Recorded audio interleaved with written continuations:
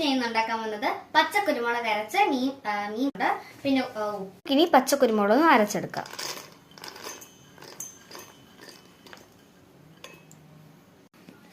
ഞാൻ നന്നായിട്ട് പച്ചക്കുരുമുളക് അരച്ചെടുത്തിട്ടുണ്ട്. ഇനി നമുക്ക് ഇതിന് വേണ്ടിയിട്ട് മസാല തയ്യാറാക്കാം.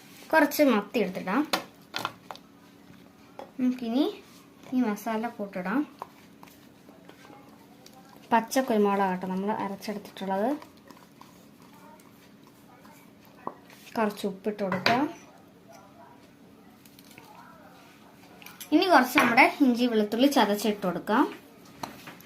ഇനി കുറച്ച് കറിവേപ്പില ഇട്ട് കൊടുക്കാം. ഇനി കുറച്ച് ഉപ്പിട്ട് കൊടുക്കാം. അതെ സാർ, ഞാൻ എടുത്തിട്ടുള്ള എനിക്ക് തെറ്റ് പറ്റിപ്പോയി. ഞാൻ മഞ്ഞളാട്ട് എടുത്തിട്ടുള്ളത്. ഇനി കുറച്ച് ഇത് നന്നിട്ടൊന്ന് ഇളക്കി കൊടുക്കാം.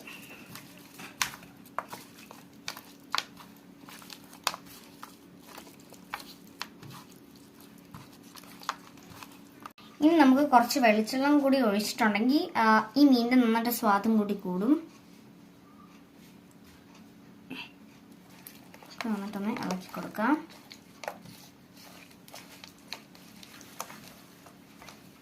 ഇനി കുറച്ച് നേരം 5 മിനിറ്റ് നമുക്കിതൊന്ന് മസാല പിടിക്കാൻ വെക്കാം. ഇത് 5 മിനിറ്റ് വെച്ചിട്ടുണ്ട്. അപ്പൊ നന്നായിട്ട് മസാല പിടിച്ചിട്ടുണ്ട്. ഇനി നമുക്കിതൊന്ന് ഫ്രൈ ചെയ്തെടുക്കാം.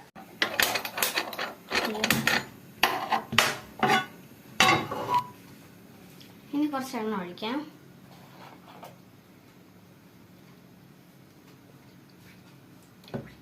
ഇനി നമുക്ക് എണ്ണയിലോട്ട് മീൻ ഇടാം.